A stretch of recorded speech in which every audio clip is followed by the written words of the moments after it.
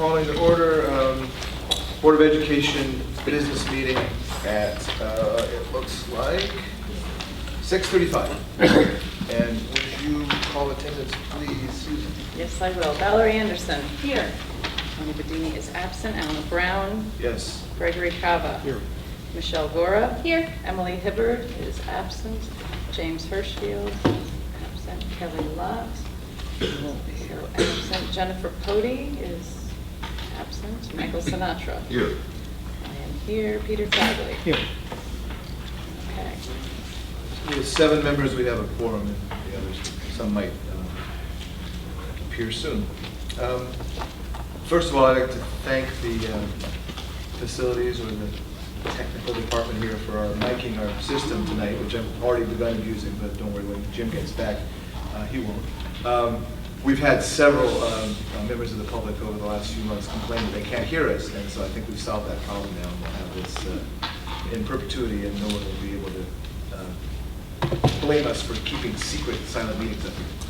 Our first item tonight is the recognition of Todd Ingersoll, who unfortunately was called away on family business and can't be here. So we will, on the 16th of June, during that meeting, recognize Todd for the USA Flags for Chappaqua, which brings us to our next and our main event tonight, which is a recognition of students that will be handled by Ms. Kim Gallo and Dr.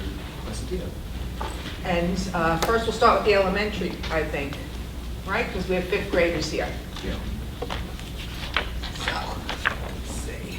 Let's have, we'll have Mrs. Colella and Mrs. Judd come up also.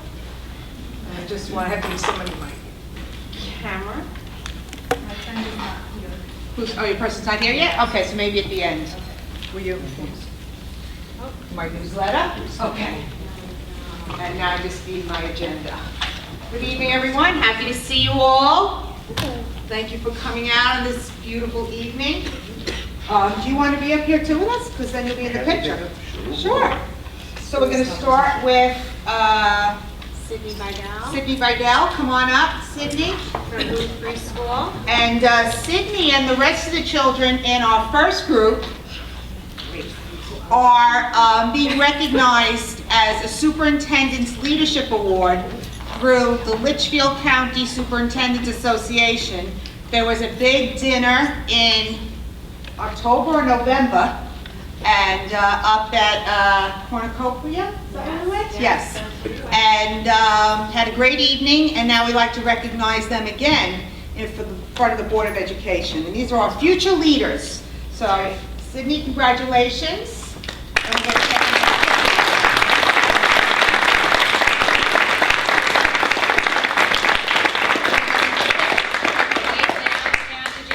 Get a picture, Dad? Yeah. Okay, right. Okay, congratulations, hon. Mark Kibbe. Mark Kibbe, come on up, Mark. Mark is from Burnham School. Okay, Mark. Good to see you, Mark. Congratulations. Okay, Mark. All right, so he's almost taller than me. Yes.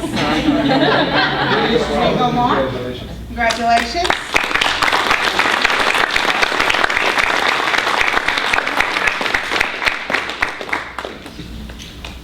Then, Mary's not here yet? Okay, so we'll skip Mary. Okay, and now we need Mrs. Gallo. And so we're looking first for Madison Baker, 8th grader.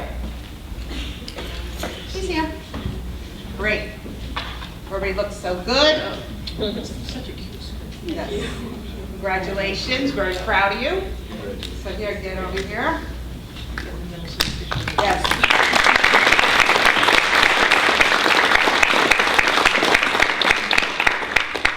Now we have William Guriano.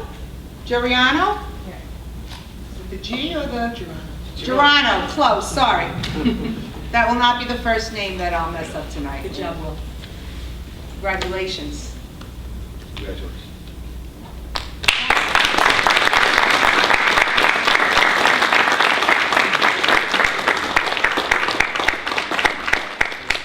Great, excellent.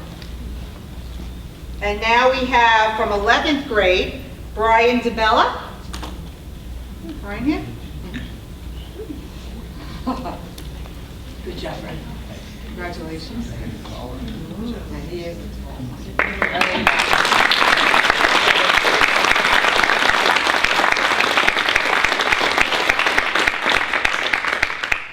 One second. What did you do? Touch something. Okay, wait, let me pull it away also. Let's just turn it off, and we'll see.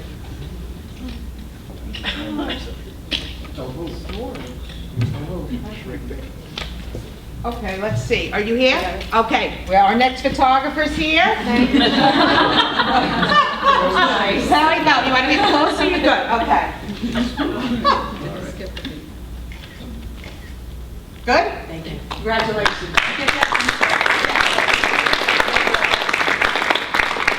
And now we have Shaylin Rourke from 12th grade at Chappaqua. She's not here yet? Not yet. Okay, we'll come back to those, maybe they'll come a little later. Okay, so now it's your turn, Mrs. Gallo, and you're going to do the recognition of the top 5 academic seniors. Okay.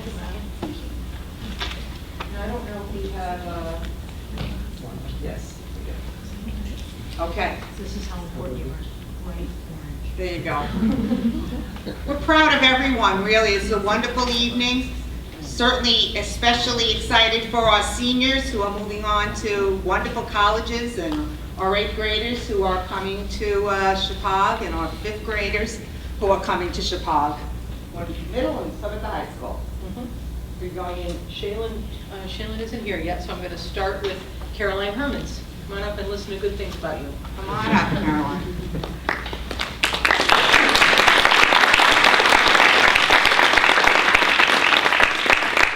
Caroline has had a wonderful career at Chappaqua. It's not surprising to me at all that she's in the top 5, and she's in the top 5 in many ways. If you look at her transcript, it's really quite boring. All those A's, there's really no variety at all. And I would say that about all of the top 5 that we're introducing tonight. Caroline has also been an absolute pillar of the theater. She received the Community Award at the Halo Awards last week. And the reason why she did that is because she basically runs the theater.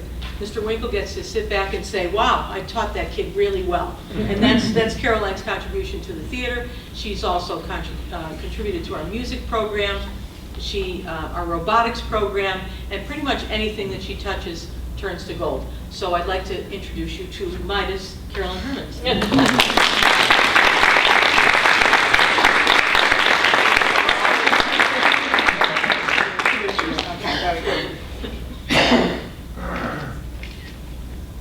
Good job. Congratulations. Good job. There's so much about these guys that I just make sure and bring the papers. I don't usually do that. Okay. Next, Will Harris, come on down.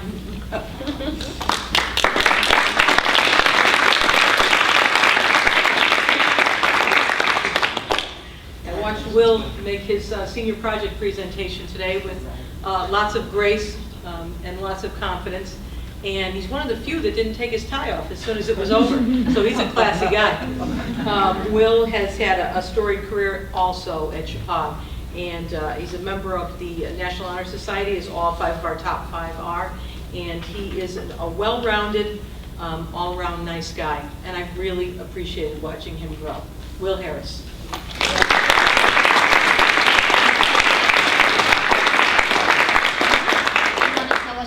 For next year? I'm going to UConn to study computer engineering. That's wonderful.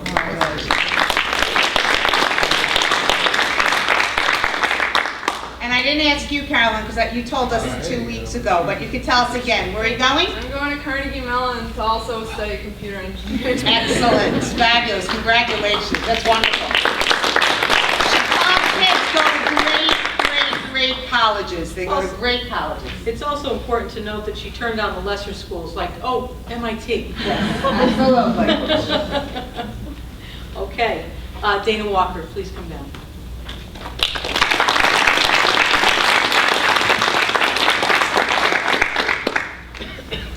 Dana Walker is an outstanding young lady who has contributed so much to the Chappaqua learning community. Dana is a fabulous student. She has absolutely rejuvenated the school newspaper along with Ms. Alicia Robinson. She has held students to deadlines. She has written controversial but very important articles. She's written about world affairs. It's a paper that doesn't look much like a school paper because it looks way better. And Dana has a lot to say about that. Dana, where are you going next year? I'm going to Northeastern in Boston for behavioral neuroscience. Wow, Awesome. fabulous. Yep.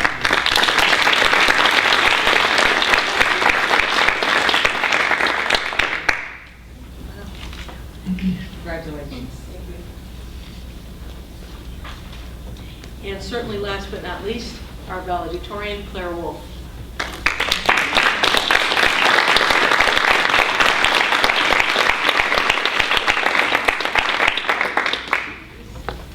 Clara, again, is one of those well-rounded students that you'll remember for a very long time. One thing that I did do is I helped a teacher to swim in the pool in the mornings, didn't I? No, she actually has one of the most fluid strokes I've ever seen. And when I grow up, I really want to be Clara Wolf. What she also does is challenge herself consistently. When she found herself in a course that was not a course that she was supposed to be in, she kept working really hard until she realized, I don't have the background for this course. And then, late into the game, put herself in the course that she should have been and worked her butt off and succeeded in that course. That says it all for Sarah. She's a wonderful student and she's a wonderful young lady. I look up to her a great deal. Clara Wolf.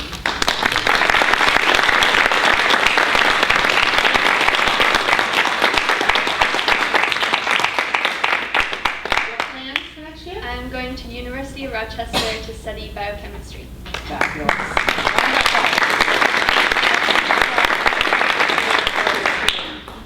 Did I see Sharon? Yeah, Shaylin came in. So she's two, she's a double. There she is, Shaylin, come on in. Oh, I did not I saw see you, it. come on in. You have two for Shaylin.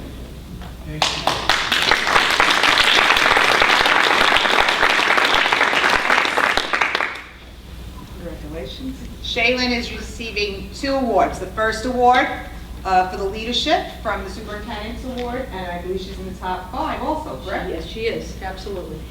Shaylin has followed in the legacy that her brother left, and it was a very important one. When she touches things, they become new and different and updated, and I really love that about her. When Shaylin and her friends got together and said, we'd like to create a policy for Chippewa, they researched, they gave me position papers, they met with me, and sure enough, the policy that she recommended is now policy. And I'm not surprised about that at all. I'm sure she'll bring that leadership quality to her next step in her career, which is? I'm going to Brandeis University. Yes, you are. Good for you. What are you studying, hon? Probably going to major in Hispanic studies and Nice. minor in film studies. Nice, nice, awesome.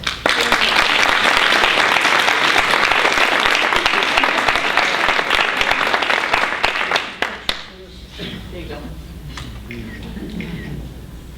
Great. Congratulations. Good job. We have 4 more. Now we have the Connecticut Association of Boards of Education every year gives a leadership award. And we have 4 students, 2 from the middle school, 2 from the high school. And again, leadership is so important. We see it in so many different ways from our students, whether they're involved in student council, student government, involved in some special project, making policy, et cetera, et cetera. You can be a leader in athletics, you can be a leader on the fields, you can be a leader in the classroom, outside in the community. So these students are really wonderful, they have great leadership qualities, so watch out for them when they get into the world, for sure. So I'll have you start with our middle school child. First Lady one. Baker, come on down.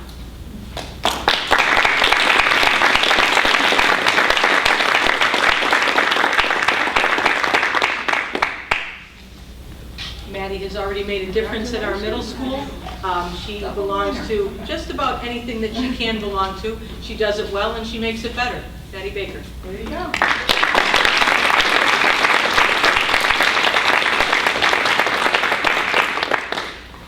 Okay. We have Kenyon Kay. Can you? Not yet? It's Okay. not just that I don't have my glasses on? Okay. She's not here.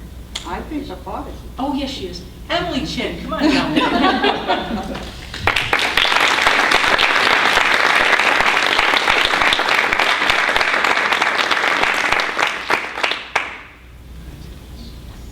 I watched Emily Chin in her senior project today, and I have to tell you, it's one that has warmed my heart all year long. When Emily's brother went to Chippewa, he honored the agency that helped Emily to join the Chin family as an adopted daughter, and he called his senior project a gift for Emily. Now, Emily is a senior in high school. Get the tissues, I'm telling you, it's great. Now, Emily is in high school, and she created her senior project to honor the same agency, and she called it a gift from Emily. In addition to that, Emily is one of those wonderful seniors that has the courage to do the things that you need to do to make the school a better place. When we decided we were going to do our little dance in the mall, Emily created the steps, and she got some of the senior students together to lead the way so that our younger students would feel very welcomed and not embarrassed to be goofy out in the mall. I owe Emily for that, but I also owe her the honor of being her principal. Emily Chin.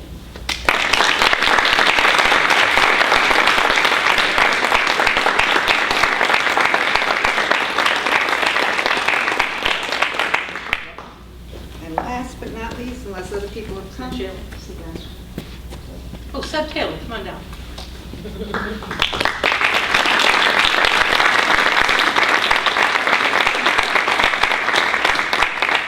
where are you going to school? I'm going to Connecticut College. Excellent. To study? Dance and human development. Wonderful, that's fabulous. Come on over, everybody. How about you? What are you doing next year? I'm sorry. I'm going. Yeah. See. Oh, okay, he's staying. He likes us so much. Okay. I can't believe junior. Wow. I had a chance to get out. He did. He had it. That was this close. Okay. Seb Taylor has also made a difference at Chippewa, and you better not take him away from me because I need him for another year. He's that type of student that I've described tonight, both in Will and Emily and all of the, and Dana, Shaylin, all of the upperclassmen that I've talked about. He takes his role as an upperclassman seriously. He's a leader in theater. He's a leader in so many things, and most importantly, he's known for his bright mind in the classroom. Teachers just love having Seb in their room. Seb Taylor.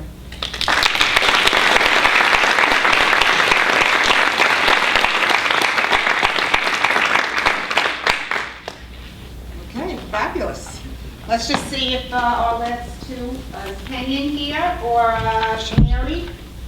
Did they come? No? Okay, if they come during the meeting, you'll let us know.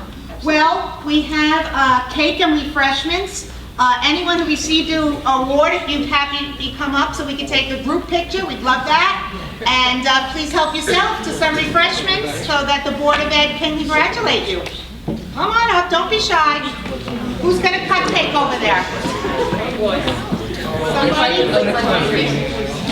Come on up, take a picture. Maybe the board members want to get in the picture, all the board members. Oh, come into the picture. I'll get someone else to start. Yeah, I got it. Deb, can you start cutting the cake for a second? Val, Pete, Michelle, come into the picture. Okay, the adults are going to stand a little over here. Yeah, a little bit. Can you get us all in? Come on, board members. Come on. Everybody squeeze now. Squeeze in. Hello. Squeeze. I don't know if you have everybody yet. No. Squeeze in. Have everybody?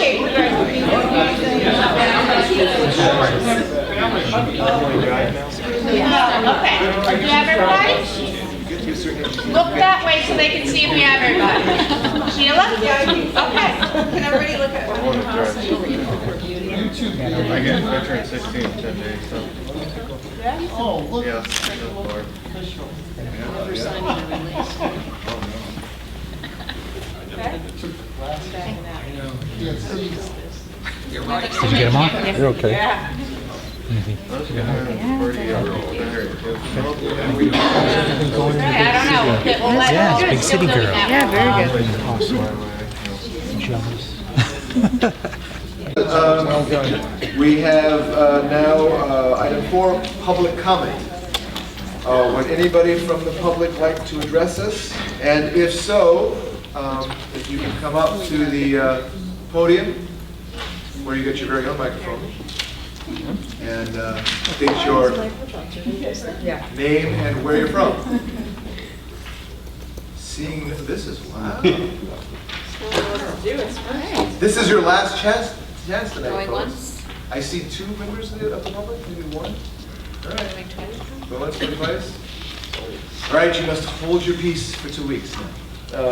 Our consent agenda has proven many minutes, and also the field trip, the 6th grade, the annual field trip to the Bronx Zoo. Do we have anyone who wants to remove an item from the consent agenda? No. Anybody?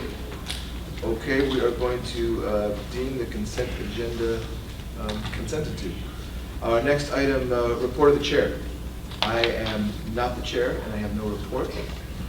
So I will move on to item number 7, the superintendent's report. Okay, great. Good evening, everyone.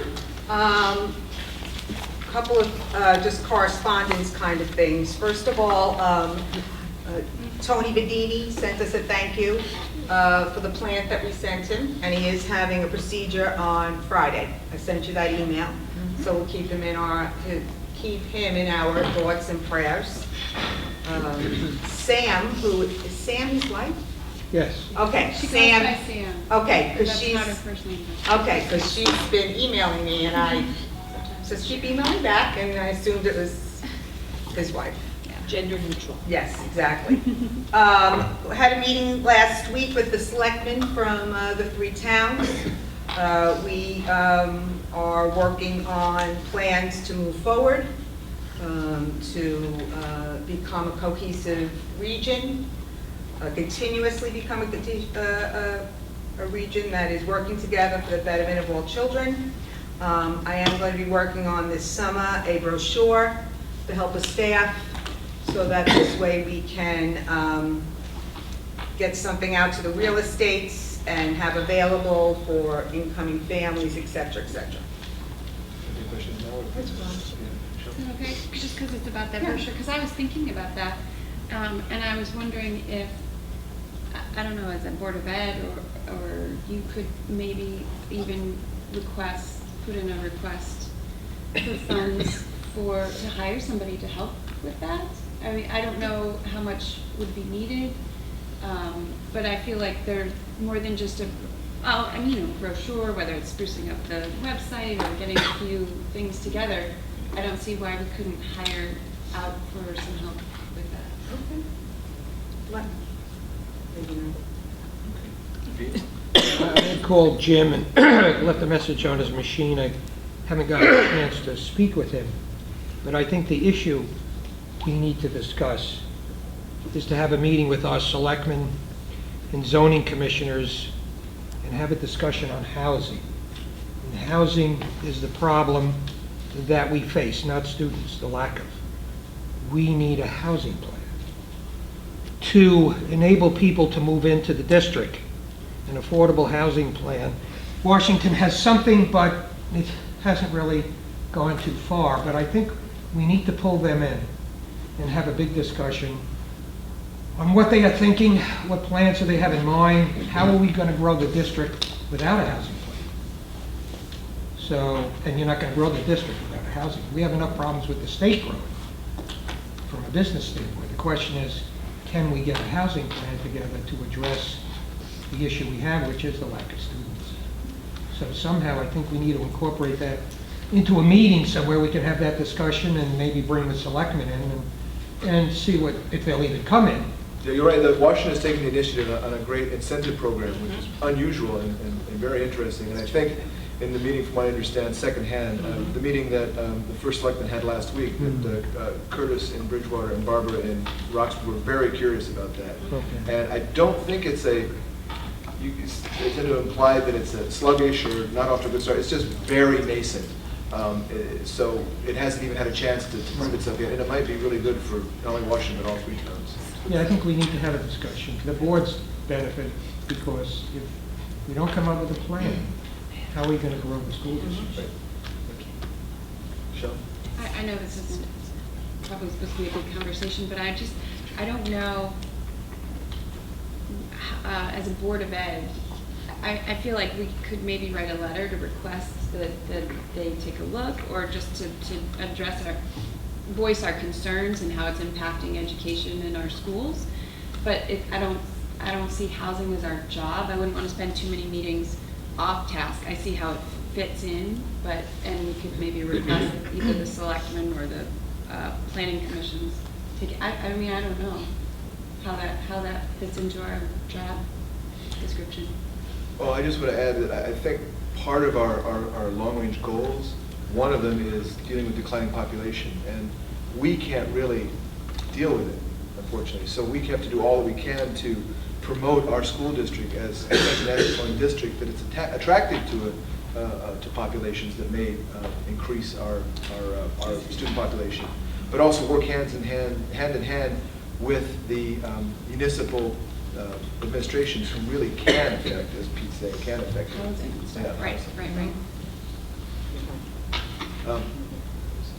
Well, I would agree with Michelle that in terms of having a meeting and being part of that ongoing plan and crafting of a housing plan, I think that's out of the Board of Ed's scope. Our piece of that is the marketing, and to work very closely with the selectmen and provide them updated materials, including perhaps parting words from our seniors, right? The things that they would say, are fabulous about Chippewa, and you mentioned the updated website, and whatever we can do to promote the 3 schools, provide that to the selectmen in their efforts to market for the zoning. I think this would be a great opportunity as well, because it's very much part of it, is to discuss with the selectmen this whole idea of tuitioning. I was going to say tuitioning in, but what do we do with tuition? Should we lower it? Is it something that towns, since they get that income, really count on? Do they think it's beneficial? I mean, I think they've got to be part of the conversation. So that's under the general heading of increasing enrollment. Did that come up with your meeting, Pat? It did come up. It was tuitioning in. It was there were different opinions. I would let the selectmen speak to it, but certainly I think one of the, and I think we all agree with this, that it may be a good idea if it doesn't cost us any more money. So for example, if you're just bringing the students in to fill seats and you already have teachers, etc., then some of them agreed with that. Some of them felt that it may be detrimental and looked upon in a negative way by others, taxpayers. So that did come up, and it was a conversation that really just was a conversation. So I think certainly, if Jim agrees, can invite the selectmen to a meeting or a retreat, and we can just talk about some big ideas, and then from that point on, you as a board can make decisions. I can do that. If I could just follow that up, is that I think we often think when we're tuitioning in kids, we're talking more the high school and using kind of the Sherman contract as our guide, but clearly Bridgewater is very close to some big population centers, and we should really start thinking about formulating different tuition plans to encourage kindergarten, first, second, third, whatever, to come from Danbury, from Bethel, from Brookfield, from Southbury. I mean, I've always thought that Bridgewater was so perfectly geographically centered towards larger population groups, whereas Roxbury and Washington, though, were close to Woodbury and Southbury. On the other side, the Washington side is closer to Region 6. Everyone's fighting for kids. So you know, I'd like to see that conversation go all the way down to kindergarten and have a schedule of tuition that allows that. I think that's the plan we have, it works. Are you going to address this in the policy committee comments? Because Yes. we're on our way to that as far as our only setback so far was establishing policy to handle it before we Right. determine and vote on a new tuition price, but I guess we'll get to that in the committee. You could do it as a pilot program, too. Yeah. Have nothing Which one of to you do. had your hand up, please? Greg? I was going to say, I think Pete's got a laudable goal in that everybody wants to pitch in and try to figure out what the solution is. I just don't think it's to this board to deal with housing issues. And frankly, housing is only one piece of it. The real problem, the real reason that people aren't flocking to this end of the state or to any end of the state, in fact, the reason why they're exiting the state in unparalleled numbers is the lack of economic opportunities. And I think that that's well beyond the ken of our Board of Education and even our boards of selectmen to try to fix that problem. It's an endemic problem to the Northeast. But there's one thing we can do, which is we can cannibalize virtually everything out there. And the way to do that is by offering the best system. That's one thing that's within our control. And if we were to, for example, reimagine this 612 school, the Chicago Valley School, and really put a strong emphasis on building certain areas within the school that we have strengths in, that we could build on, and then add other areas as you go to the point that you can be providing, at some point, something akin to the kind of education that people think they're going to private school for. And doing it here with the egalitarianism of a public school, I think you could really do something. And that's something we can do. And that means we have to start thinking in terms of how do we make us the best school with the best opportunities, with the best things. And I think if we do that, we're likely to have spent our time better than trying to wade into the debates on housing. Because ultimately, you can put a lot of affordable housing up here. It doesn't mean you're going to get anybody come here if there are no jobs. And there's the problem. Mike? So I don't know if anyone had seen, this is a headline in the News Times within the last few weeks about Danbury Public Schools and how they're the only district in Western Connecticut that I know of, at least in this area, that's experiencing huge growth. And the problems that they're having with building portables and having to build schools and just bursting at the seams. They have the exact opposite problem of what we have. And I'm just wondering, Dr. Cosentino, if it would be worth our reaching out to their superintendent to put our heads together. Maybe nothing would come of it. Maybe there's no way we could actually work together.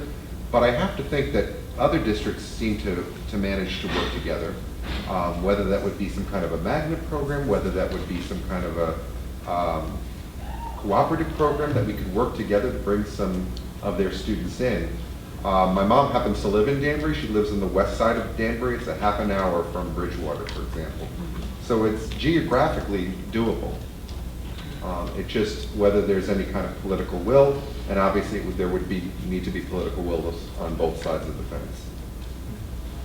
Well, that certainly would help with our diversity issues, I'm assuming, as well. Yeah, and I think that would be a good thing. That would be a good thing to do. Sure. That's an interesting point as it points to Dr. Prater's predictions in our particular situation, is that I know personally that Bridgewater is filled with people who are young or older professionals who grew up themselves in Danbury. There are families in Bethel and in Newtown who came from families in Danbury. So if now Danbury is bursting at the seams, it's only another generation before our area in Bridgewater and Roxbury takes that flow that's been happening over the past, half a century and continues. So it's an interesting thing to think about. Anything else? Okay, 7-2, I guess. Okay, I'm not done with Oh, you're not- correspondence. Okay. I did send an email, I only heard back from 2 people, but we are sending out a postcard from the Housatonic Valley Drug Coalition to the high school families about prescription drugs, which I definitely think is an important reminder for families. It definitely is an epidemic, and we need to stay ahead of the curve on that. I sent out to you in your packets a letter that went home to the Burnham families to let them know that we support their school, we support moving forward, and that we are in the process of, we've reassigned staff, we are working with staff, and we're very excited about the challenges of the new K-1 class and everything else that's going on there, to kind of let them know that we're here for you, we're going to work together, it's going to be okay. So I sent that out in the mail. And let me just see if there's anything else here. That's this, and then I'll talk about REACH on the bottom. Unfortunately, we do have a couple of resignations, two very sad resignations, honestly. Ashley Volpe, the music teacher at the 3 elementary schools, and that really is something, it's huge, it's a huge loss. Huge loss. And it's something that is a reality of our region, because of the fact that these specialists are traveling to 3 schools. And as soon as they have the opportunity to go somewhere where they don't have to do that, they're going to do that. So unfortunately, she is leaving us. Another very sad, Erin Burden is going from WPS. She's a fabulous, fabulous teacher. Karen Hennessy is retiring, and she is a special educator up here in the middle high school. And what I have done as an update to our budget is, if you recall, when I did the budget, I said I was cutting an interventionist. I am no longer going to remove an interventionist from the budget. I am going to remove a special educator. So I'm not going to fill that position. And the interventionists will all stay as interventionists, but some of them may have additional duties with some, providing some support to the special education students. So that's how we're going to deal with that. Jody Schroeder is just on leave of absence. Heather Hurley is the PE health teacher at Chippewa, and she's asked to increase her leave for another semester, so she's going to do that. We do have a couple of other resignations, but they didn't come in time for the agenda, so we'll do that at the next meeting. The REACH update, I sent you a letter, and I did meet with Bob and Allie, and although we appreciate that everyone wants to have another program at Burnham or in another school, we're able to accommodate the students at WPS. It was too costly to be able to provide busing from all of the towns to all of the schools. So what we did is we have our full-day class, 9 to 2, which Ann Westcott will teach, and then we have, who is here right now, in our audience, thank you, Anthony Weymouth. I know who you are. I was thinking, I wanted to tell them that you won the Frank McCourt Teaching Award at ASAP the other night. So he's going to teach the 2 half classes. We'll have a half class in the morning, and then in the afternoon we will have a half class for all of the children who are on a waiting list, and we will not provide transportation for them. So that's how we're able to make that work this year. I certainly am not against having a group meet in the fall if we want to increase our REACH program, to meet, to look at it, to look at busing, and I can include it in next year's budget. But that's where we are right now.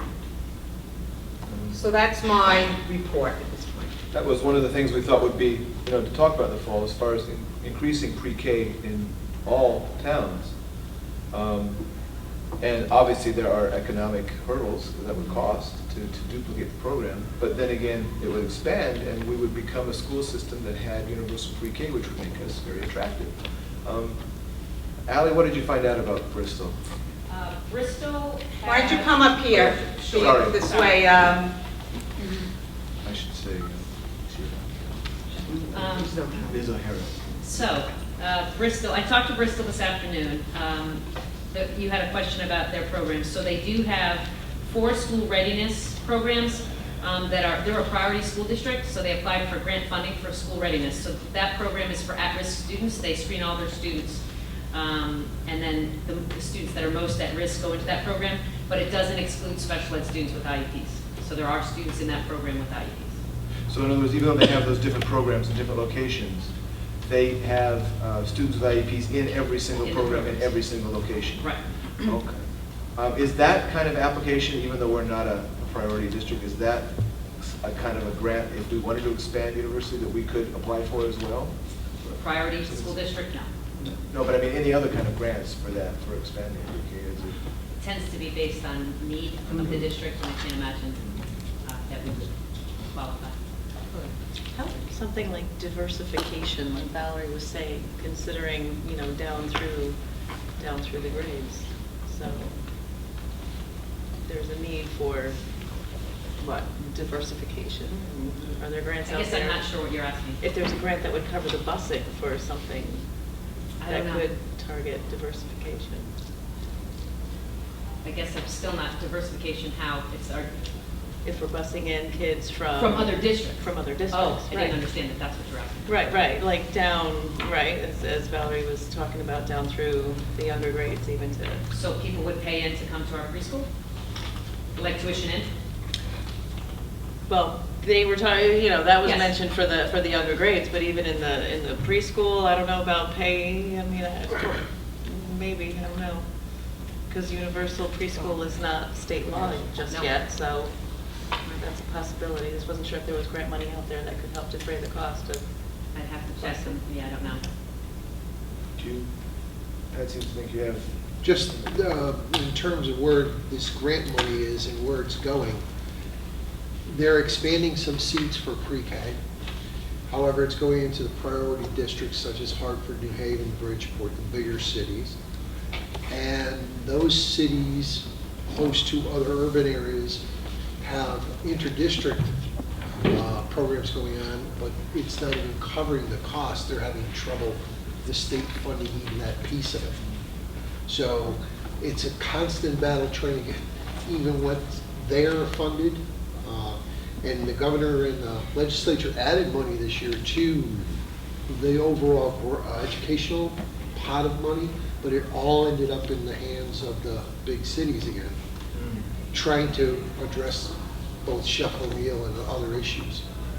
Getting it out to the more rural areas, you never see that end up happening because, quite frankly, that's not where their issue is right now.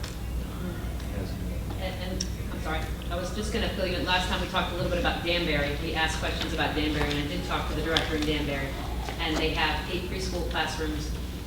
They used to be in one location, but now the location they were in is now becoming a magnet school, so it's getting renovated. So now there are 4 classrooms together, and there are 2 sets of 2 classrooms in other locations, but all 8 programs are integrated preschools. They have special education students in all 8. And I also talked to some of the other surrounding districts just to ask how they do it, and I'm certainly able to share that if you have other questions about those. yeah. I just wanted to ask too, when I think about Bristol versus Region 12, I think about the size difference being vastly different.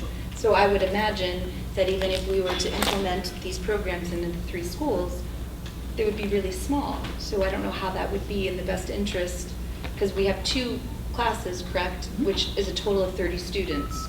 So my concern is that growing the REACH program is important, but that if we were going to do a program in each school, they would have to be big enough that it would really be in the best interest of the students. Otherwise, if it's a small class of a preschool, if I'm wrong, correct me if I'm wrong, because if I'm thinking you have a smaller group, Sure. that's a concern of mine. Sure. Would that be a concern of yours? Sure, and I can give you those numbers too if you were interested in those as well. I pulled those out just to get an idea of what that looks like. Who are the current 3s? How many do we have? Where are they located? How many 4s? Where are they located? And I certainly can provide that information as well. You Do you would- want, I have it here. Would Yeah. you like that? Sure. So in next year's incoming class, right now there are 8 students from Washington that are 4 in the 4-year-old group that would be eligible for kindergarten the year after that. There are 6 students from Washington that are 3s in the 3s group. When I say group, I just mean that's their age. It's a mixed classroom. Roxbury has 8 that are 4s, and Roxbury has 4 3-year-olds. Bridgewater has 4 4s and 0 3s right now. On the wait list, there are Washington, 3 more 4-year-olds from Washington. And in the 3s on the wait list, there is 1 more from Washington. And on the wait list for the Roxbury 4s, there are 2 that are 4s, and 1, I'm sorry, there are 3, but I broke it down by K eligible or not. So there are 3 Roxbury 4s on the wait list. And no 3s? No 3s. Michael? I guess I have 2 questions. With the combination that you're suggesting right now, is there any way we could grow at Washington Primary even more than the current number? You said 30, right? Well, there are, Next year?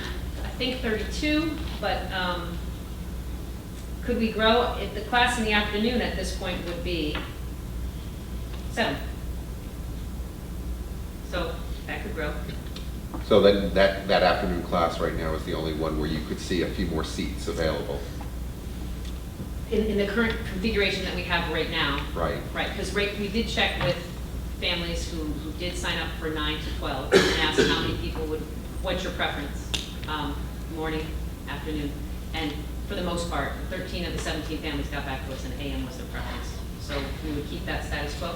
So that group is a little larger than I'd like it to be, but it's what we promised them.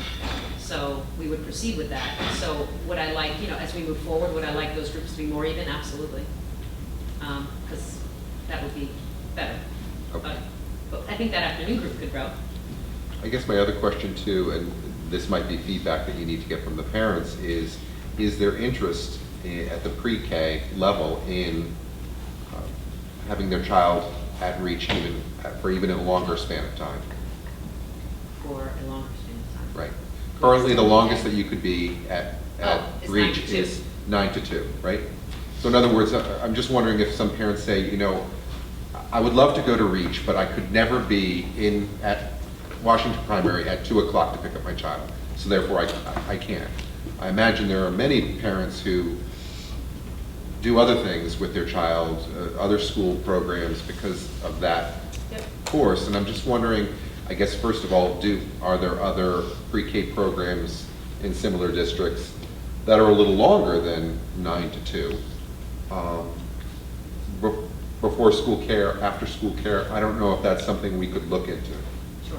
I mean, I think there's a lot of things to look into with that as well, because currently our staff takes their lunch at 2 and takes their planning at whenever lunch is over. So I think there's lots of things, and then you have to think about the busing at 3 and how we can get everybody back to their attendance. So I think there's a lot of things to think about with that.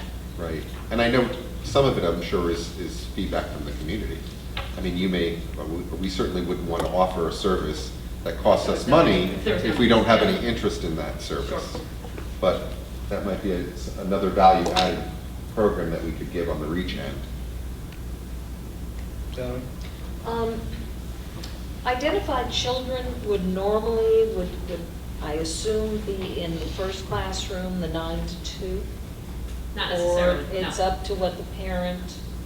No, it's identified students would have their program based on their IEP. So there may be a student with needs that would require a longer day than 9 to 12, but more often than not, at least currently, that's not been our structure. The IEP, the PPT generally recommends what the student needs, and so if the student needs a variety of therapies and it's taking them out of the classroom setting, then we would probably extend their day beyond 9 to 12. And there may be some students that start 9 to 12, but by halfway through the year, we're going to go 9 to 1. We're going to be very individualized and add time as they can tolerate it. It's not set, it has to be 9 to 12 or it has to be 9 to 2. Some students throughout the course of the year, we might add a half an hour or an hour to extend their day. We might add, so that by the time they're ending, they might be 9 to 2. Or there might be someone that starts based on their needs 9 to 2 right away. Okay, and this is, so you definitely customize for identified children. Yes. But everyone else, it's a fairly set schedule. Now tell me if you have, this is your program now known because you know of the certain needs of identified children.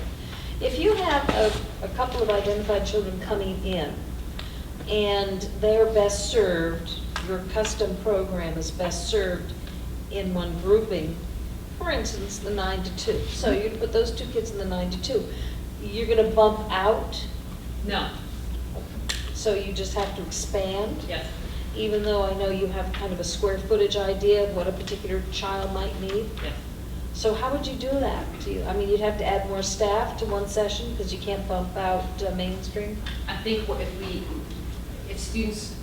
students enter, we'll be thoughtful about which class to put them in. I think the class of 17 we would probably avoid. And we would be thoughtful about where we're putting them. So probably the class of 14, they might not stay 9 to 2, but we may put them there because we have intentions of expanding their day at some point. Right. So we would probably put them in the classroom, the longer day classroom, and potentially they would leave at the 12 o'clock mark or the 12:30 or the 1 o'clock or the 1:30 or the 2 o'clock mark, depending on what their IEPs suggest. But the mainstream children were, as soon as they sign up for, say, a 9 to 2, they are guaranteed a spot 9 to 2 until school ends. Right. Okay, terrific. By bump out, I didn't mean we were going to not service those children, it's just that whether they would have to go into, say, the afternoon session instead. No, I mean, that's why when we do this, we try to be thoughtful, and that's why we know that at any given point, the state's very good about keeping us abreast of who is in the Birth to 3 system that lives in our area. Good. And sometimes students that are in the Birth to 3 system, they no longer qualify for special education because they've got such great care and therapy that by the time they're turning 3, they're no longer needing it. Some students, will obviously continue to qualify for services and come into our program. So we have a heads up on who those students are pretty well in advance. We don't know their names, and oftentimes we don't know where they live.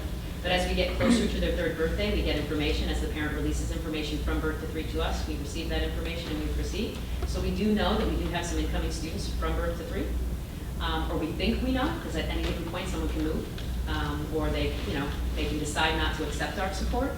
So we think we know we have some incoming students there. We also, at times, we evaluate, Ann and Anthony evaluate students throughout the course of the year. So we sort of keep ourselves not at the cap, because we know at any given point anybody could move in that already has an IEP, or we could discover a student that we didn't know existed that needs services. And one more question on this. I don't know where we are in statewide mandated pre-K. I know that's political football, but it's coming, of course. So when and if that happens, we have to provide pre-K. Would we then have a separate REACH program? No. It would always be It'd be integrated? integrated. Okay, thank you. I just have one other thing I forgot to mention in correspondence, ma'am. Yeah, I just wanted to let the board know that we are working on the postcard to go out for the next referendum. We, like last time, we sent it to our attorney to get the approval, and he has given us the advice that we should not have any pictures on it because we have been cited, or at least by the SEEC. So the postcard at this point we're still working on it, but it was basically going to look like this. We're going to try to fix this up a little bit. This is where the picture was. So I just want to let you know that, okay? So that in my newsletter and on the postcard, there will not be any picture. Even though we don't think we did anything wrong, we certainly do not do it again if you're waiting for a report from the SEC. And it'll be this big, and it will be hard stuff, okay? And that'll go out next, we're thinking next Tuesday or Wednesday, so people get it Friday, okay? Before the vote on June 17th. This is the question that has been decided on, right here, the Shelby Regional School District number 12. Is that the Yes. wording? Yes. Right? Can I suggest, after getting rid of the semicolon, and just say by instead of and, by authorizing the issue of bonds? It's too late. It's too late? It's already done? gone to everybody.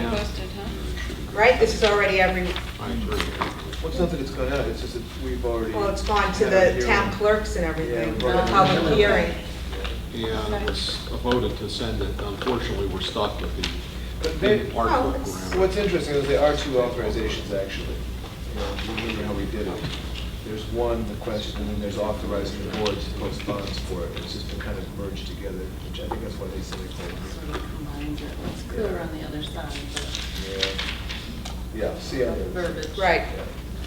So, Yeah, so I just wanted to let people know, so as you saw that, you didn't have a question why. Can I ask two different questions, not off topic, but to the superintendent? Well, actually, I want to thank Ally. Complicated system, and I applaud you for being so flexible and to make sure we literally have no child left behind. I think that's great. And another question, unfortunately, I won't be able to go to graduate. Is it valuable to have tickets back so that they can be given to others? You can scalp them online. Yeah, I think, yeah. I'll take them back if you can't go. That was nice that they sent you. That all today, yeah. Very nice, good. Because if it rains, they move it inside, and if somebody has a large family, there's Well, this is a the 8th grade limitation. class, though. No, you've got the high school behind it. Yeah. Oh, well, the high school too. Oh, if Yeah. it rains, it comes inside. Oh, so maybe you could scalp them. You want it back? Okay, thank you. I'll take it as a I might chairman to appreciate that. Okay. We are on tape. Joke, joke. Committee reports, agenda item number 8. Communications Committee has not met. Education Committee, Michelle. Come back to you?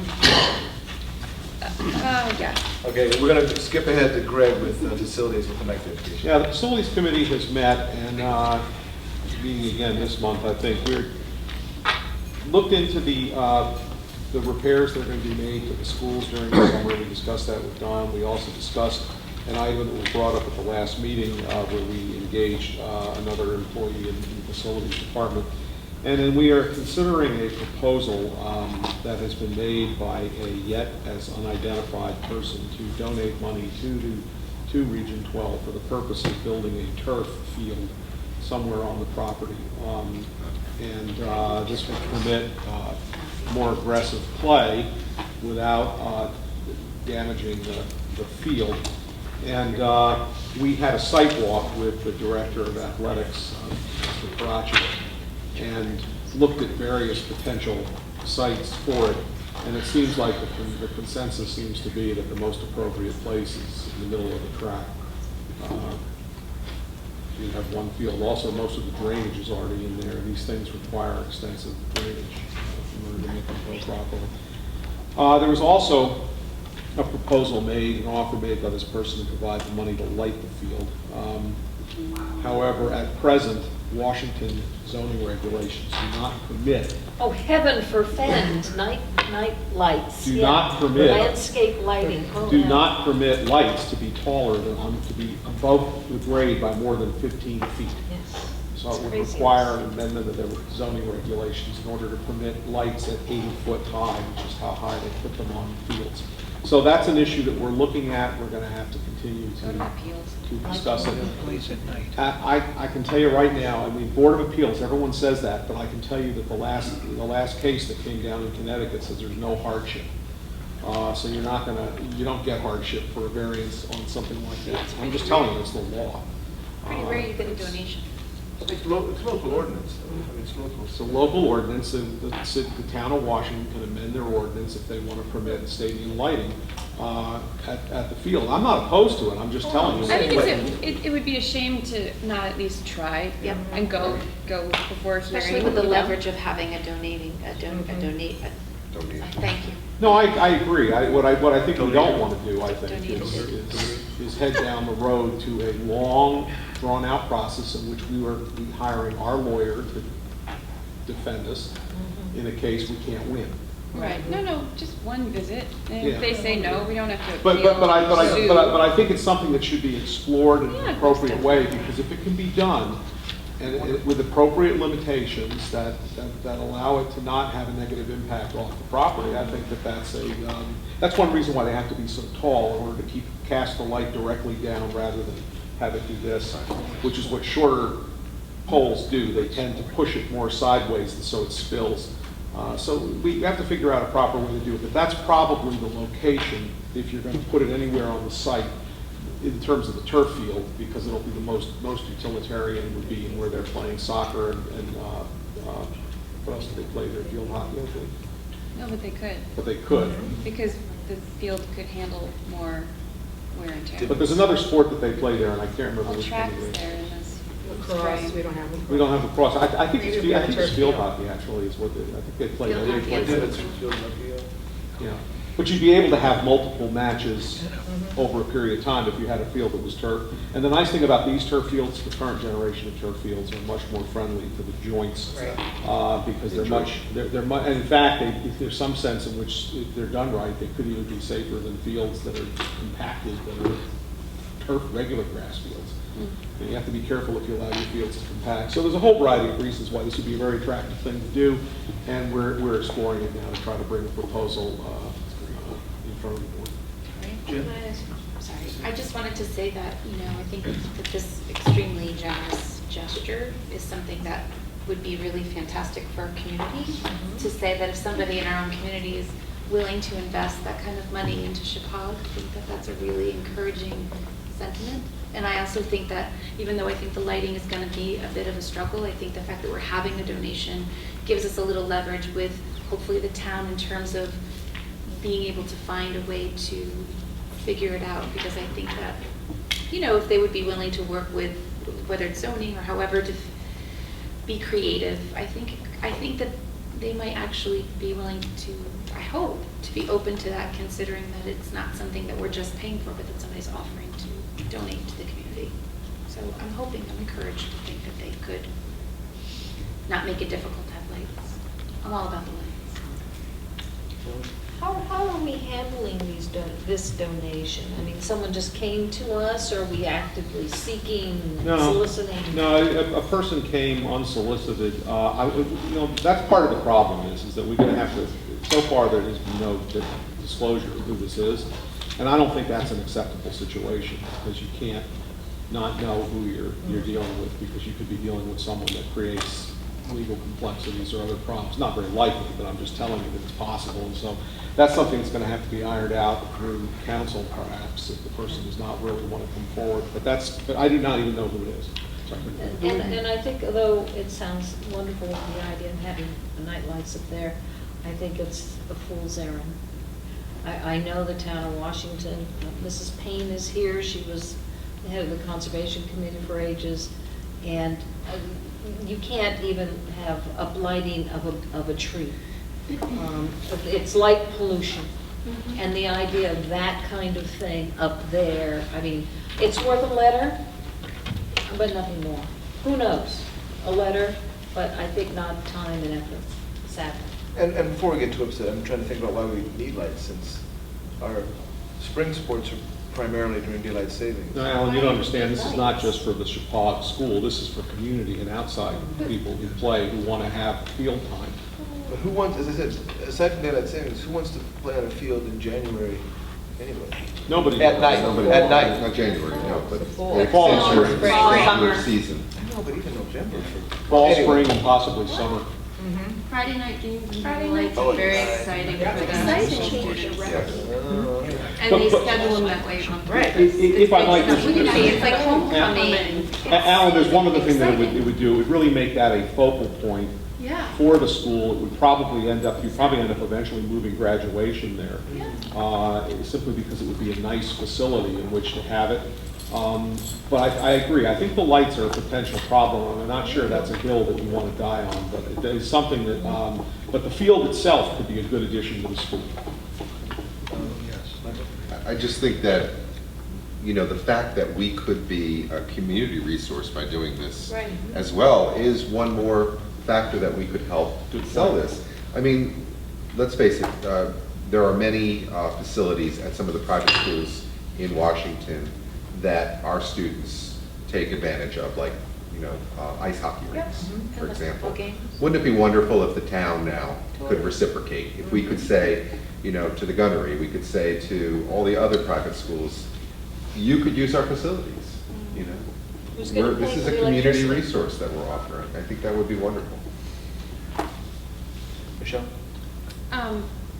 I actually wanted to ask a question about something else in the facilities report. Okay. That's all right. Do you want to finish up the I track? just wanted to say that, and I mentioned this to Greg, that I was talking to somebody at Staples High School who had just, after years of trying to get lights up at their school, finally got it done. And they created a deal, so to speak, with the town that they use them 7 nights out of the year, and the lights don't only stay on past 9 or 9:30. So I think, you know, keeping in mind that we would be mindful about the neighbors and certainly not want the lights on all the time, but only for a few selected evenings, that we would allow there to be a school spirit, and whether it be homecoming or however it may be, maybe utilize a few of those opportunities for surrounding schools, that we wouldn't want to, you know, take advantage of hiding the lights, but just be able to use them for community and school spirit opportunities. That's it. Sorry. So Greg, in your report, you sort of glanced over, you said something about adding to the facilities staff? Is that- yeah? Yes, Okay. we, You're at the last meeting, we took a vote, and it really wasn't, 1,000 hours.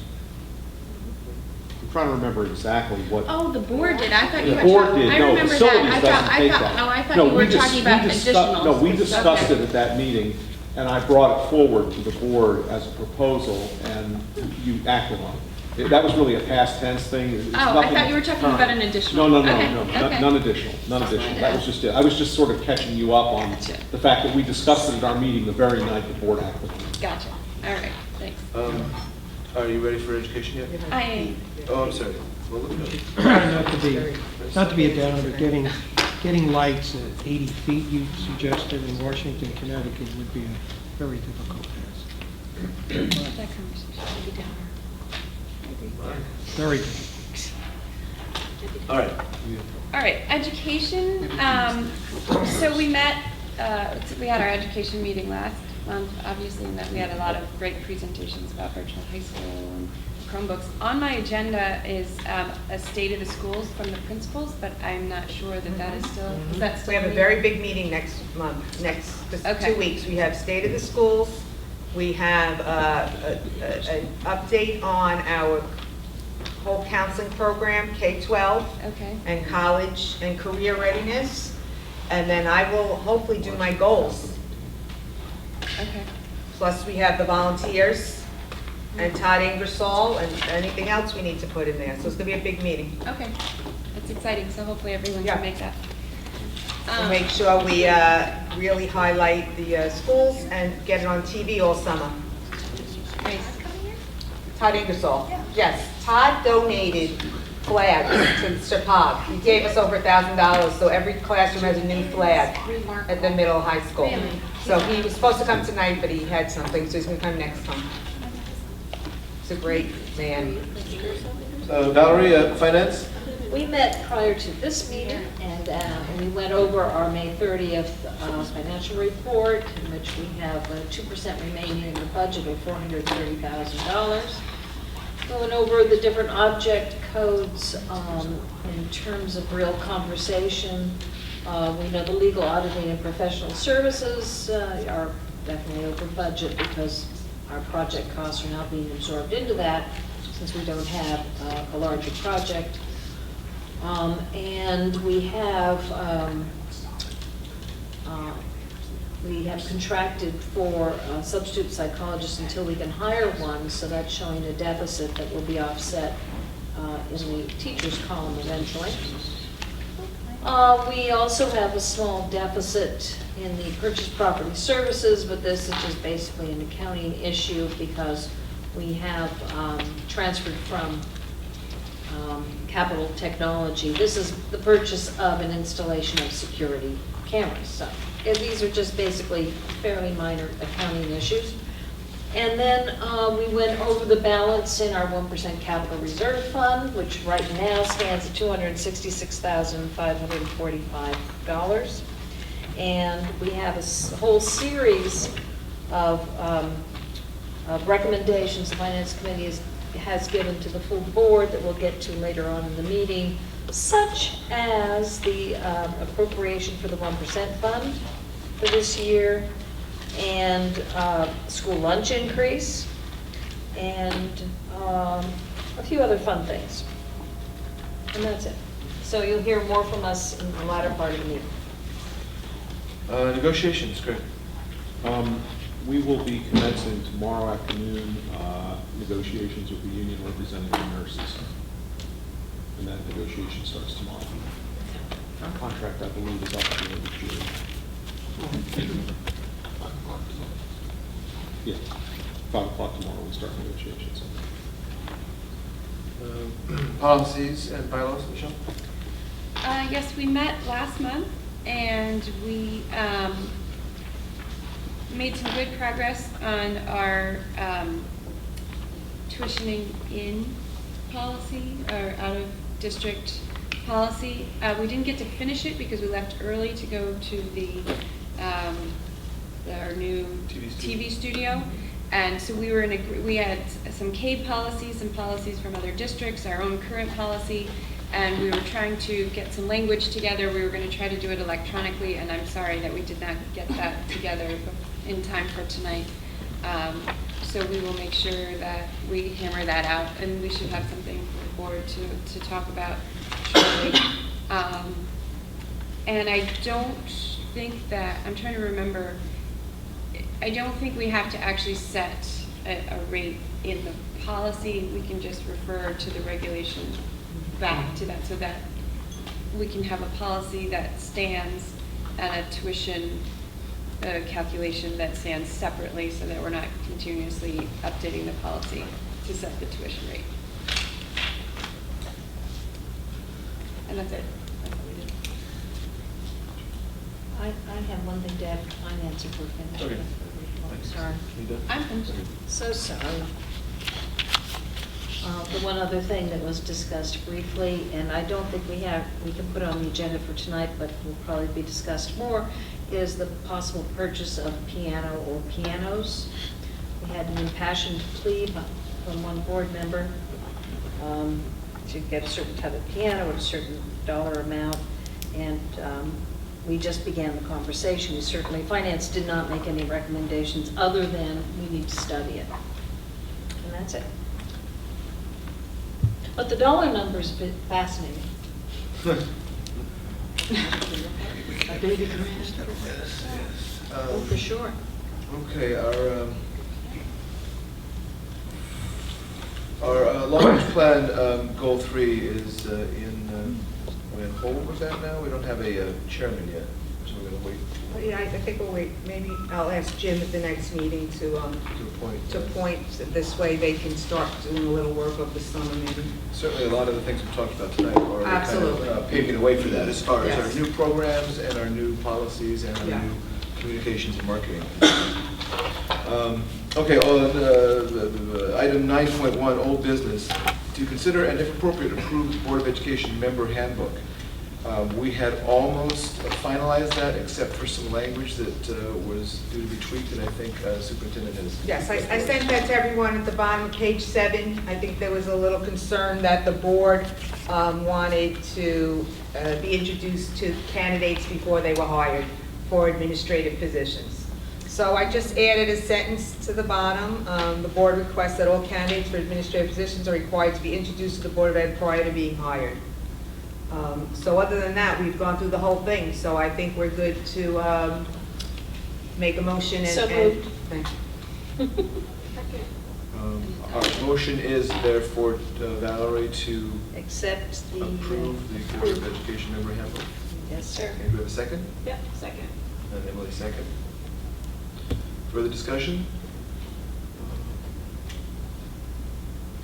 I don't know, I mean, I have looked through some of these provisions on this, and I've been studying them, and unfortunately, I've not had really time to there's some disconnect in here that I'm a little bit unhappy with, and I need more time to try to resolve it. I'm sorry, I'm just not ready to vote for that reason. This has been sort of picked up and put down and picked up and put down over a long period of time, and at some point you need to read the whole thing from start to finish, and that's one thing that I haven't been able to do. I've been reading parts of it as we go. Peter? Is it necessary when you produce a handbook to pass it by council at all? Is there any reason that the board would have to do that? Or is it a non-issue? I'm just asking the question. I really don't know. I don't think so. Yeah, I You know, don't. we took it from Berlin's book. Mhm. We changed the policies, numbers that they related to us. We cut down a lot of it. It really is informational. Certainly, it can be changed and revised. So I don't think that it can't be put through now, and then if you wanted to in August say, you know what, we want to revise this piece, that can happen. But as you said, it has been ongoing, and I'm trying to clean up some stuff before the end of the year. So that's where I was at.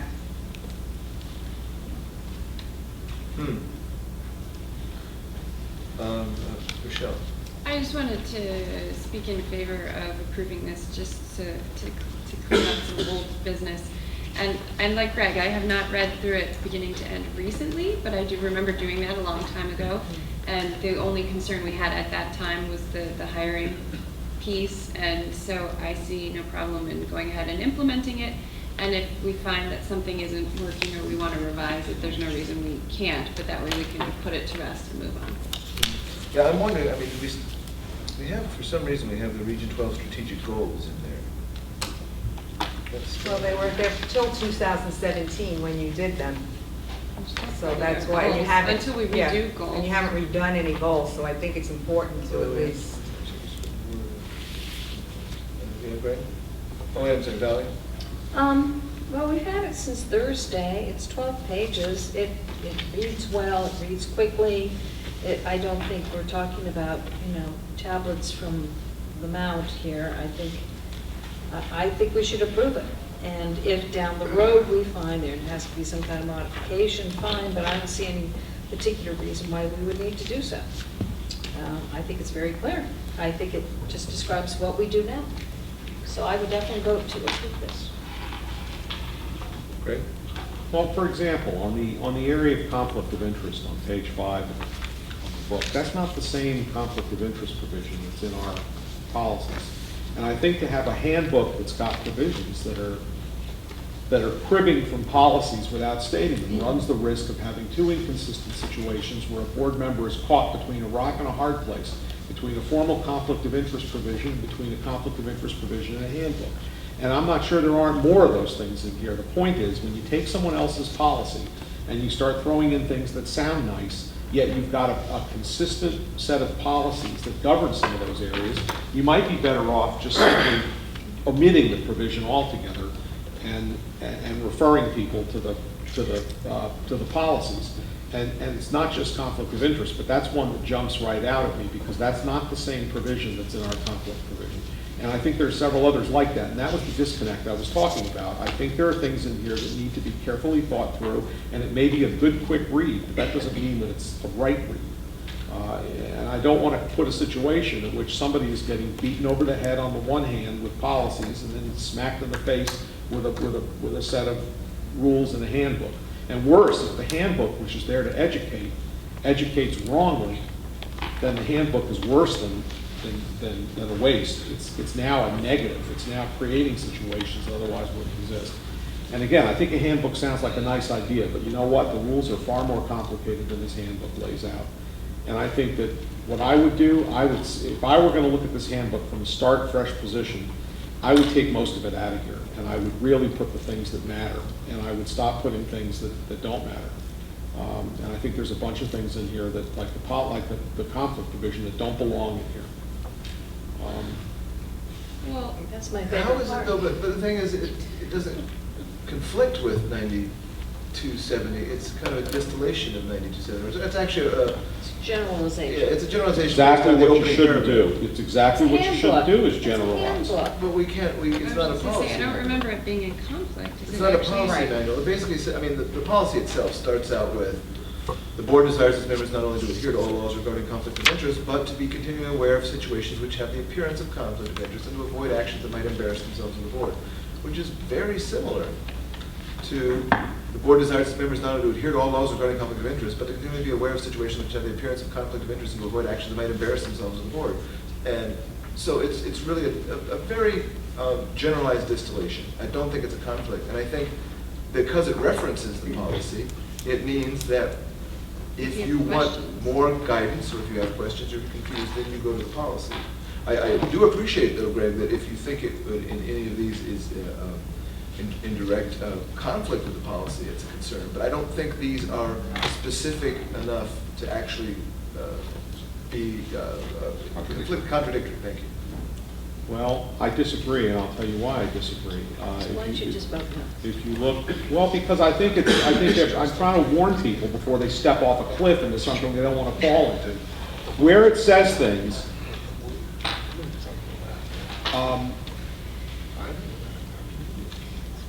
I just think although it seems to be, although it seems to be general, board members are expected to identify whenever they have a personal or professional interest in an issue that might compromise or call their judgment into question. I think, and I can't unfortunately get the bloody policy to pop up now, because this thing is organized in a pain in the neck way.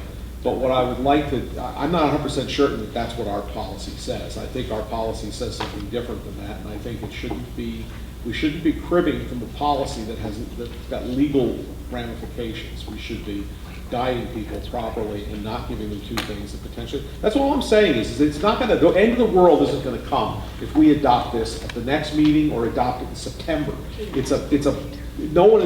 No member of the board, I don't think there are any elections this year. Our seats are not going to change. So you're not going to be educating anyone new between now and next year. But I frankly think we could get it at the next meeting. I just need a little bit more time to work on it, that's all. Because I'm not happy with that conflict provision. Who normally, with all the boards of ed in the state, what is the normal procedure for a handbook for each of those boards of ed? Does the legal department write it? Does the board's attorneys write for you a handbook? This came from our retreats. Right. Okay, so when we started the retreats 2 years ago, we talked about having some core values for the board so that we represent ourselves in a professional manner, et cetera, and Gary Brashew, who is leading it, said, you know, here's ours, feel free to use it as a guide. And so we did that, and we had many meetings where we wordsmithed and crossed things out, et cetera, and then Michelle, Cora, Teresa DeBrito, and I met and went through it with a fine-tooth comb and made sure policies matched and took a lot out, et cetera. So it's a handbook for if a new member comes in, if somebody just wants to it's a guideline. look quickly. It's a guideline for board members. Right. So that it can be constantly updated, renovated. Absolutely. Whatever. Now, I mean, I don't know how much legalese Greg's entering the legalese concept to it, but I don't think that's what It's not my a understanding contract. it's about. It's not a legal document, it's a guideline, it's a handbook. Right. By the way, we should probably add a dress code someday, but that's okay, that's just me. Because of our... Well, not too formal anyway. So I don't know, so what's it a big deal? You approve it, and then if it has to be renovated, somebody will bring up and I think you renovate probably it. can get on an agenda. And as somebody pointed out, it's a matter of throwing it at a new member, really.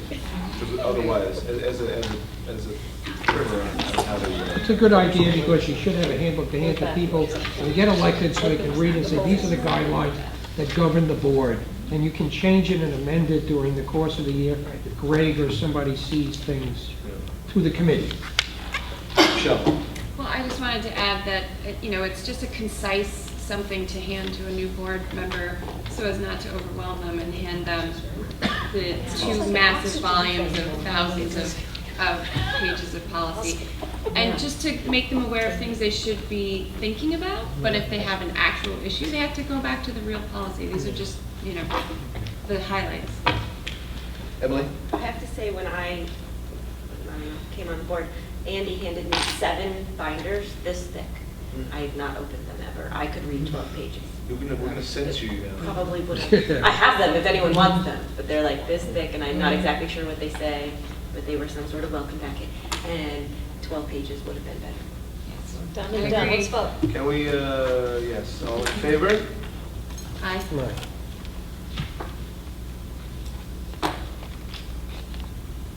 Okay. Good. All against? Okay. Any abstentions? The ayes appear to have it 6-1. Good work. Thank you. New business, 10.1. We do this every year. It's not as horrible as it sounds when we talk about the Healthy School Nutrition Program and not participating in it. And one of the reasons Bob is here is to explain to us why it is and our students' good that we're actually opting out. We do follow the guidelines in the cafeteria for the meal pattern. Opting out allows you to do things such as the lunch that's served at the elementary school by the PTOs, fundraising activities. The bazaar is an example of that. Any booster clubs. Anytime you would serve any kind of food, snacks, anything on the school premises, if you were in the program, you would be under these regulations, which are very prohibitive in terms of doing it. Conversely, the kids themselves, the meal pattern that they're under, follows that guideline. We don't have to worry about the outside extraneous things, and they can continue on as is. But that's primarily the reason. Otherwise, you would, in effect, stop all those other activities. You need a motion? Yes, could I have a motion, please? So moved. Approve the addendum to the Agreement for Child Nutrition Programs, ED-099, not to participate under the Connecticut Nutrition Standards as published by the Connecticut Department of Education for school year 2014-15. Do we have a second? Second. Second by Michelle. Discussion. This does not cover cupcakes, though. No. But Exactly this why allows we're us not to open up the... Pardon? So this allows us to not be so confined to... Correct. If you were to follow the whole program that the state put in place, you would prohibit yourself from all those kind of things that you're used to doing. In fact, they could get so carried away that you would stop even the activities that happen on the 4th of July out here. Because it's on school grounds. It covers the whole year. Wow. Okay. All right. I mean, it's that restricted, and it's not really in the best interest of the community at this point. Any further discussion? No one. All in favor?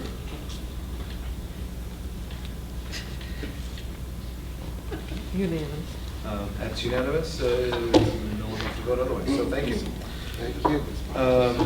10.2, to consider and if appropriate, approve a lunch price increase beginning with the 2014-2015 school year.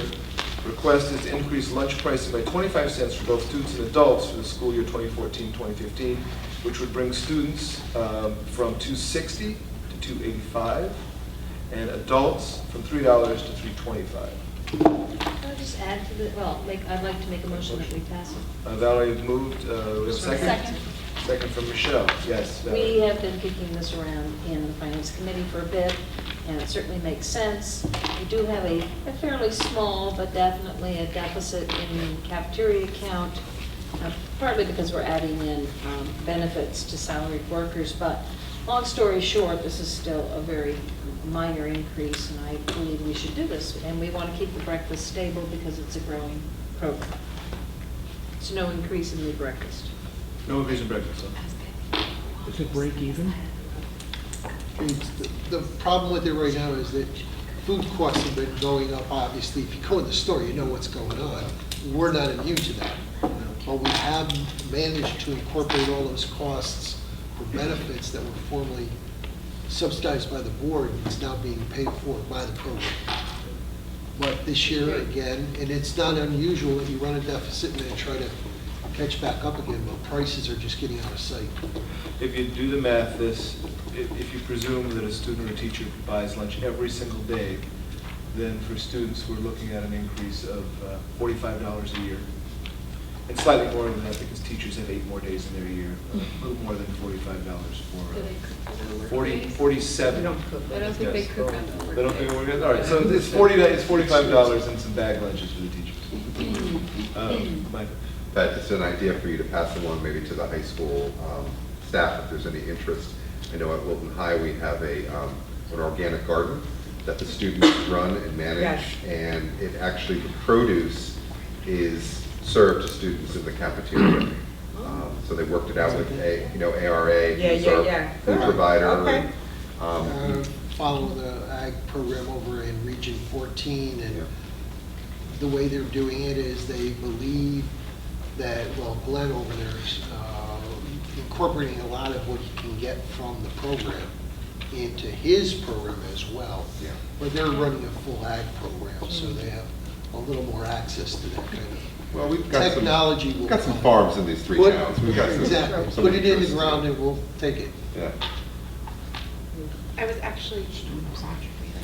actually thinking about that too, because I wanted to talk about the possibility of maybe going for a grant and being able to do something up here because of the possibility of being able to have some sort of culinary program up here that would be hand in hand. So obviously not being an ag program, but if we could do, you know, a local culinary, whether it be a pot of plate kind of experience where we would have that here and then have the greenhouse, it would be a twofold. So obviously not focusing on the ag part of it, but the culinary, and so that's something that I would really like to talk about and see if there's a way to find a grant and an area of the property that would be, I just think it would be great. Because I know a lot about that's over there.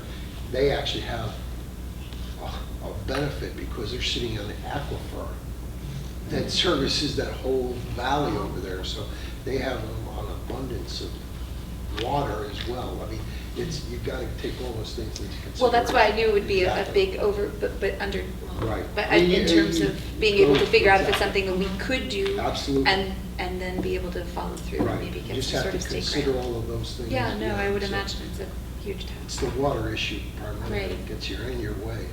I would love that. Tom, it's you too. No, I'm not. We'll look. All right. Just- Further discussion? All in favor? Unanimous. Unanimous? Thank you. Item 10.3, to consider and if appropriate, in accordance with Connecticut General Statutes 10-52, transfer up to 1%, or in this case, $216,609 from the approved fiscal year 2013 budget appropriation, surplus, we should say, into the reserve fund for capital and non-recurring expenditures as recommended by the Finance Committee at the May 5, 2014 meeting. Do you have anything to say besides the, oh, he beat you to it. Second. All right. Moved by Greg, second by Valerie. Anything you'd like to say about this, Valerie? We do this every year. It's a good thing to do. It builds up our 1% fund for future capital expenditures for all the facilities. Any discussion? Seeing none, all in favor?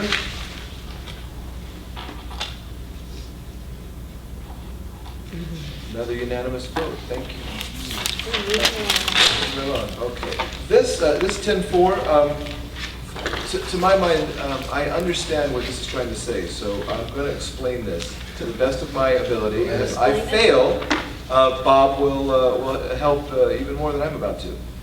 If you read this, I don't think this makes entire sense, but the point is that we have already, over the years, approved various project lists for which need to be funded from the elementary lease repair fund. Some of the projects on the project lists have either been already completed without requiring the funds that we approved allocated to them. They have been made unnecessary because they were covered in some other way other than on these profit lists. Some have been budgeted in another way, like through a line item or through other appropriations. And the Facilities Committee decided to, and the Director of Facilities decided to clean up these lists and itemize the ones that were no longer necessary and return the funds to the unencumbered balance allocation. In other words, we approve these funds to be spent, so we are required, if we're not going to spend them, to in effect de-approve them. And that's what we're being asked to do. We're going to return to the unencumbered balance and a subsection of an approved balance. That amount totals $119,300, and that will then mean that our fund, as it says here, will, as of June 2, as of today, have $260,662.50. So moved. Ooh, but let me, all right, that's good. I'm gonna say it more concisely for a motion though, because I can see Debbie's about to explode here. That was an explanation. The motion is to return previously approved funding for approved projects to the unencumbered balance of the elementary lease repair fund in the amount of $119,300. How's that? Do we have a second? Yeah. Second. Second. And discussion, Greg? Yeah, I was just going to say, I could even, for once, I could state it more concisely than you did. We have encumbered $119,300 on projects that have already been done in another way. And hence, this is money that's encumbered, we can't use it, and therefore we ought to return it. I don't think that's technically For short. use another day. And I think. No, shorter than his original explanation. Yes, but added to my original explanation, which we all just heard, is It's actually making it returned longer. back to- So do you have anything new and different to say? I have new and different. All right, Valerie. So then, when we start our next budget year in July, we will have a balance of $360,662.50. Yes. In the elementary school fund. Correct. For Yeah. elementary school. This is not the 1% fund, don't anyone confuse it. No. So we've got move and second, we can. Yes. It's for the lease. Further discussion? All in favor?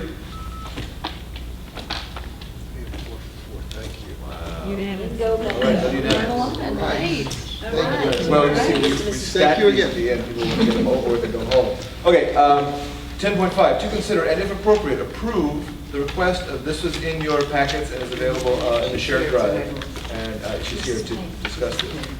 To consider and if appropriate, approve request of Washington Scholarship Fund waiving the policy prohibiting alcoholic beverages at a benefit concert on July 25th, 2014.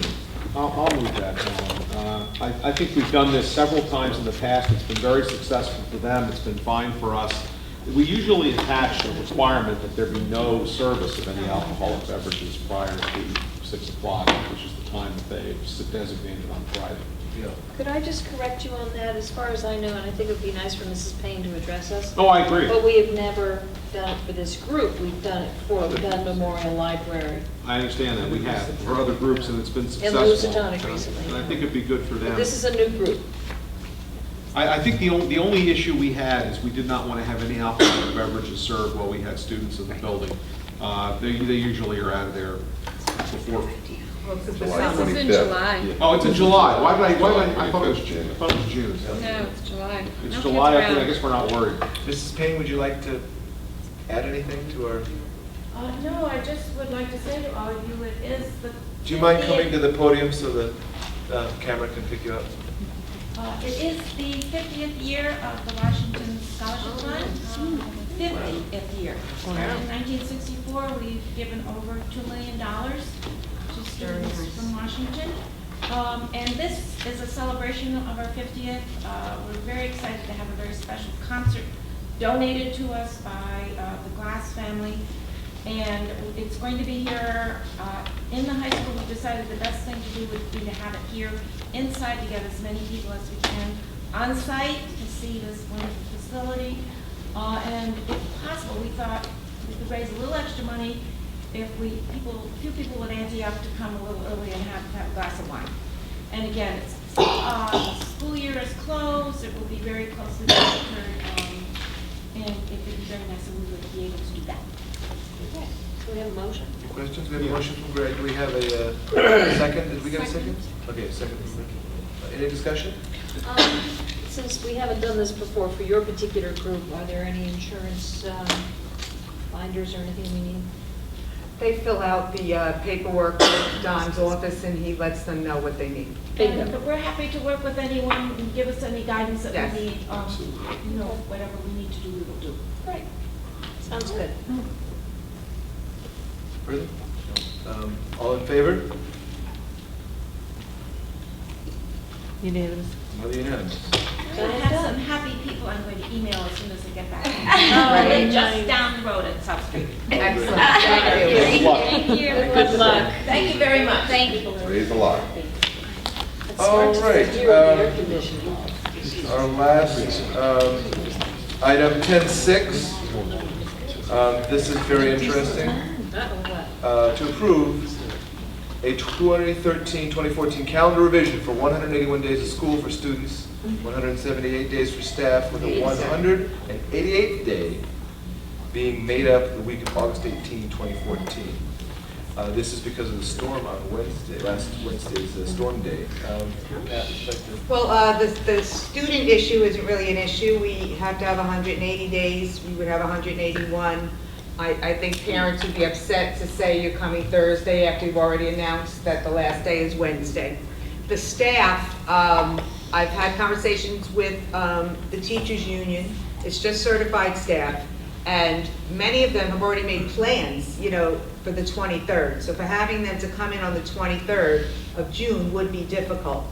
And we would lose a lot of staff. So what we thought we would do is the week of August 18th, 19th, or 20th, those 3 days, that staff could come in, they'd have to sign in their school, make a plan with their principal, whether they're doing computer work or working in their classroom or assessments, etc. And they'd have to sign in for those 5.5 hours for that day, or they're going to get, you know, zinged with a personal day.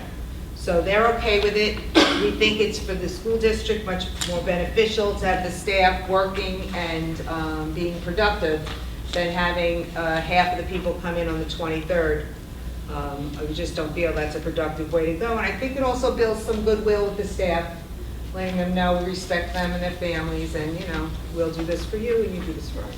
What's the first day of the 2014-15 school year? I believe it's that Thursday. I don't have it right in front of me, but I believe it is the 21st. Am I right? First day of school is the 21st. No, for staff. We have 2 days this year. The 21st, 22nd. The students, I believe, are coming, the students coming the 25th or the 26th? How about the second? No, what is it? They're coming the Monday? I think it is the Monday. The 25th, the students are coming? Pulled it up. Should have brought But it's it, the apologize. Circle? Wait, let me scroll. Circle. Sure, I First have. day of school, the 26th, which is a Tuesday. Okay, so we have 3 PD days, we have them coming in 21, beforehand, because we 22, added this year, if you Yeah. recall, we added 2 PD days. So the teachers are coming in 21 and 22 and 25 for PD, and then the students are starting the 26th. So as hilarious as it seems, our 2013-14 year for the teachers will not end until a few days before the 2014-15 year begins, because it doesn't involve students. We're not in violation of any kind of state mandates over school calendaring. But interestingly enough, the teachers union doesn't mind that we're doing this. They're very happy. So we don't have, if you're concerned or were curious about that, it's actually not an issue whatsoever. Greg. I move that we approve the amendment to the school calendar for 181 days of instruction for students and 187 days for staff, with 181 days of school for students and 187 days for staff, with the 188th day being made up the week of August 18, 2014. Second. All right, discussion, Michelle? I just wanted to speak in favor because I think by requiring the teachers to come in one extra day that week, they will be able to use that time to set up classrooms and get ready for the year. And I feel that then they will be more ready for those professional development days. They will be Exactly. less frantic about trying to get their classrooms set up, and they can really focus on the PD, which I'm really in support of that professional development, but I am still concerned. I don't like to see that we've cut our school year for the students another day. So I'm glad that we're making good use of the professional development, and I'm glad that we'll bank back to 184 next year. See, that's a good question that just occurred to me. Yeah. I was just looking back at the part of the thing that talked about several teachers leaving for various reasons. What happens to someone whose school year, they leave effective the 30th of June, but their school year doesn't, you don't make them come back in August, do you? I am not, because most of them come and they work on their classroom or whatever, and so I'm not, we're going to just take that as goodwill somewhere. I don't Okay. know. Parting gift. Karma. Parting gift. All right, I was just curious. Karma. Good karma. Yeah. Yeah, I would like to. All right, any further discussion? All in favor? Unanimous. Yeah, I think it's Jim's problem. We'll call it the cake effect. Pig fix, yes. Before we go to I didn't have cake two tomorrow. things. Well, I know that. She's moving And to add that's them my to the agenda. purpose, is that I do think that finance will look around at the piano issue. I know it meant a lot to Greg, and I don't want to just not dismiss it, but obviously it didn't hit the agenda. And may I read something from Anthony Wayland that was just sent to us? Okay, yes. This is to all the board. I would like to apologize for not saying this in person at the Board of Education meeting tonight. I felt caught off guard by your recognition and regret not standing to say thank you. As a teacher, I know we don't work in a vacuum. We are only as good as our colleagues we work with, and the leadership of our administration and board that supports our work. I appreciate all you do with the teachers in Region 12 and the parents and families we work with. Sincerely, Anthony Weymouth. Very nice. Nice man. Happened to see that pop on. The reach guy. Can I have a motion to adjourn, please? So moved. Second. Okay, all in favor? Aye. Good night, and thank you. We are gaveling Thank out. you.